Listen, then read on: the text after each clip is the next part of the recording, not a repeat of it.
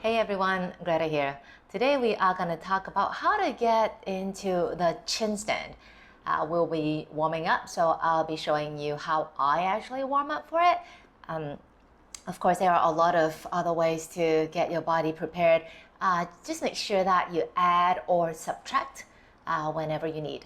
Okay, so let's begin.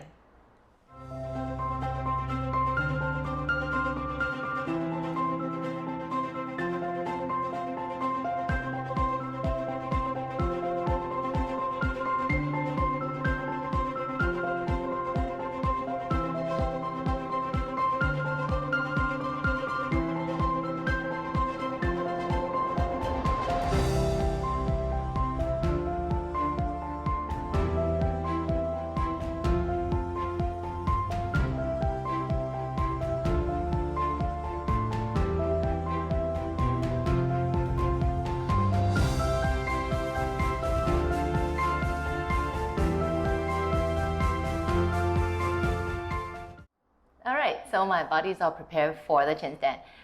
If you're doing this for the very first few times, and if you're intimidated, resting the chin on the floor and afraid to injure your neck, you can set up with the blocks. So you need to have 2 blocks. If you don't have 2 blocks, just grab 2 stacks of blocks. Just make sure that they are the same height.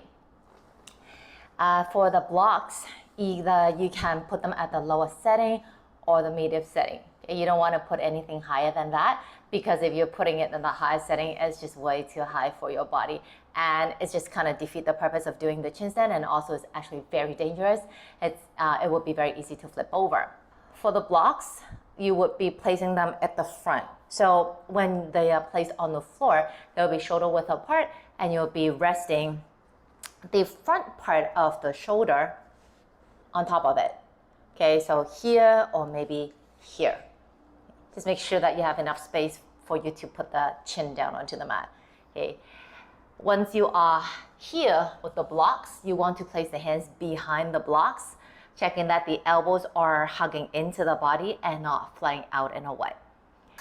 You'll be actually pressing the front shoulder part onto the blocks, and they'll be supporting a good chunk of your body weight. You'll be coming into like a knees, chest, chin shape with the hips really high. I'll be kicking up. Okay, so it looks something like this. Hands behind the blocks, just make sure, just check, how far the hands should be away from them.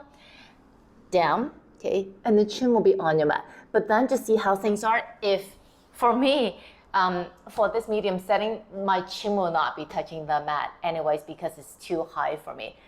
So just see how things are. You don't have to necessarily force the chin to be resting on your mat if you're using the blocks. Just make sure that the blocks are supporting your body weight via your shoulders. From here, okay, your setup shape is like this: elbows hugging in, toes tucked under, lift your butt up, and then you want to look forward, keeping your neck long, and then feeling the tops, or actually the balls of your feet, pressing the hips up high, lifting any one leg up, belly hug in, rib cage hugging in a little bit, and do a little hop, and you go up. Resting the front shoulders firmly down onto the mat.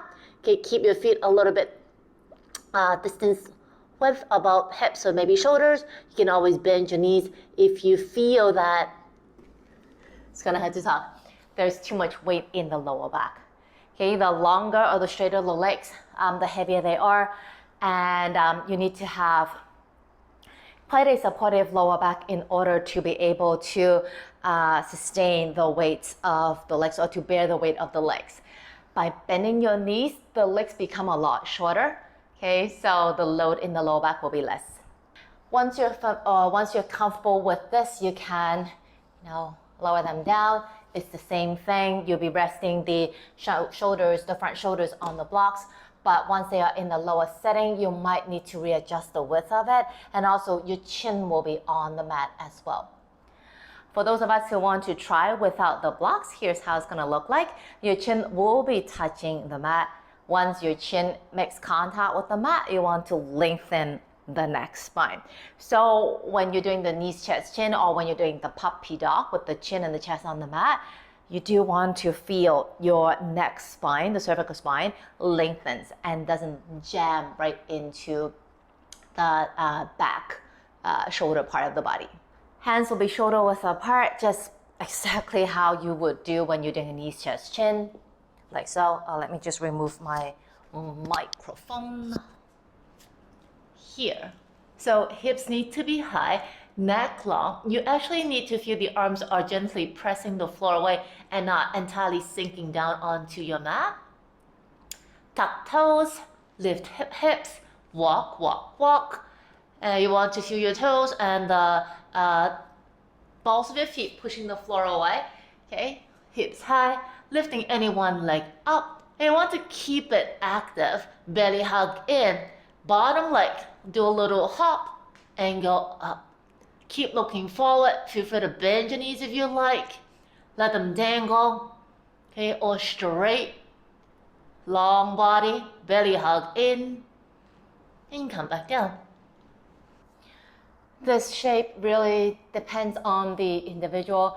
For me, my spine extension mobility is not really that great, so I tend to use quite a lot of the triceps actually.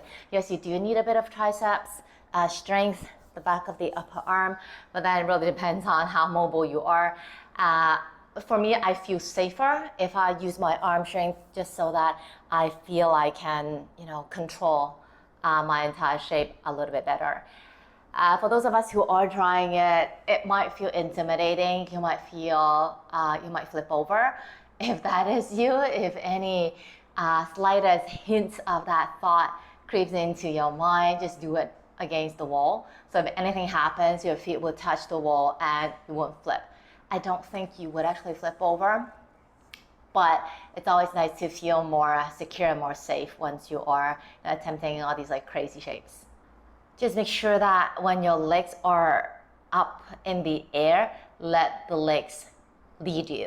Your hips will go. You would feel that your body feels like it's gonna lean over a little bit. That is bound to happen because you're doing a back bend. Once your legs are in the air, if you feel, oh my God, like what am I doing? Am I gonna flip? If you have that thought and if you are scared about that, it's just gonna pull you back down. Your hips will not be able to move. So again, make sure that wherever you are, you feel safe, use a wall, or just have a lot of faith within you that yes, it's gonna be okay. Okay. Again, all these inversions, you need to look for that lightness. And that's it for my sharing for today. Don't forget to like the video, comment, share it with your friends, and of course, don't forget to subscribe to my channel if you haven't already done so.